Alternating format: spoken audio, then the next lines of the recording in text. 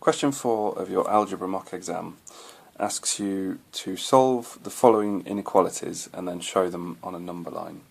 So let's take these first. 2x plus 6 is less than or equal to 14. So that's 2x plus 6 is less than or equal to 14. Now to start with, if we just look at this, sometimes this can throw people off a little bit. And in reality it's actually very, very simple. What we can do to start with is actually just make this, instead of being less than or equals to, we can just treat it as being an equals sign. We can just leave it as an equals sign. So some people actually prefer to change that to an equals sign and then put it in at the end, but it's not strictly necessary, because it's just acting as a comparator between this side and this side. So the first thing is we want to get x by itself. That's how we're going to start off by solving this inequality. Just like solving an equation, we want to get x by itself.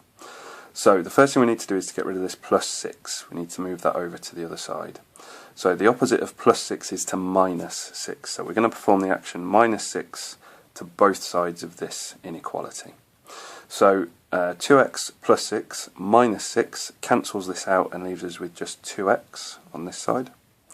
And then 14 minus 6 leaves us with 8 on this side. So we now know that 2x is less than or equal to 8. 2x is less than or equal to 8. Then because we've got 2 times x here, remember this means 2 times x, 2 lots of x, we need to do the opposite of multiplying, and the opposite of multiplying is dividing. So we need to divide both sides by 2.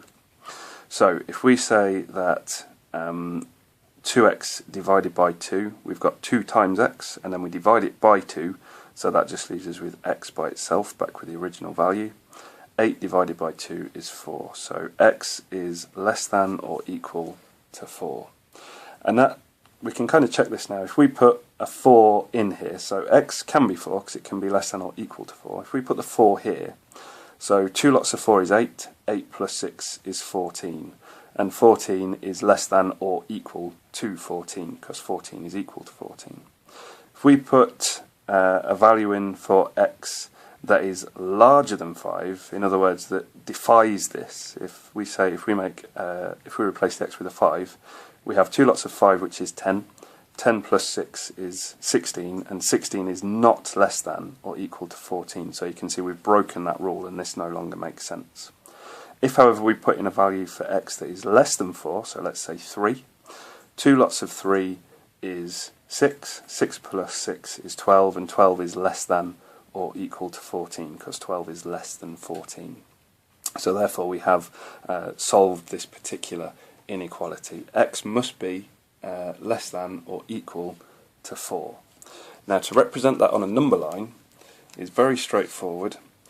What we're going to do is we're going to have our number line here. I'm not necessarily going to draw it to scale, I'm just going to draw a line and I'm just going to put a number of points on it. So we'll go from, let's put 0 here, let's go 1, 2, 3, 4, 5, 1, 2, 3, 4, 5, and we could put -1, -2, -3. It doesn't really matter how many numbers we put either way, as long as we can express the idea of this, what the answer is, then that's sufficient. So in this case we can say that x is less than or equal to 4. So here's our 4. Now because it's less than or equal to, we're going to colour that dot in to indicate that 4 can be a value of x. And then because x can be any number that is less than or equal to 4, we simply draw an arrow shooting off in this direction, like that, to indicate that all of the numbers to the left of 4 are all valid values for x. So that answers part A, and we'll now move on and look at part B. So now we'll move on and look at part B. Part B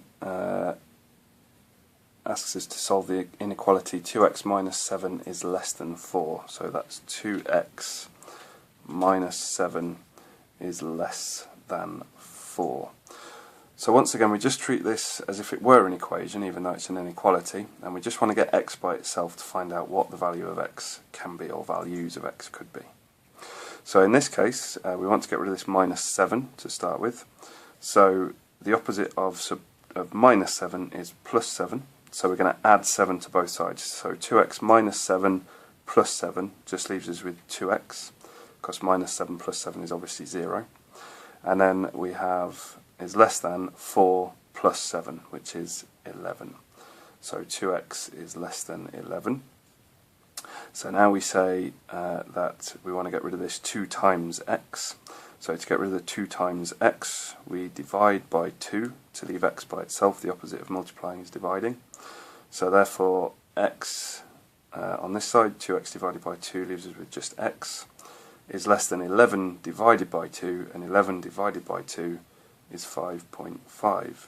So therefore x is less than 5.5.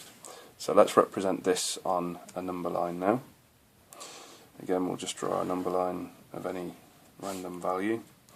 We'll start here at 6 and go 5, 4, 3, 2, 1. 5, 4, 3, 2, 1. And again, we could keep going, but we're going to do enough to get the point across. Now here x is less than 5.5, so here's 5.5 here. So we're going to put our circle here to indicate that this is where the inequality starts. But in this case, x cannot be 5.5. It has to be less than 5.5. So we're putting a circle there to show that it cannot include 5.5. And then what we do is we draw a line heading off to the left, again indicating that all of these values will be less than 5.5. So x can be any value, not 5.5, but starting from here and working our way down. So that answers part B.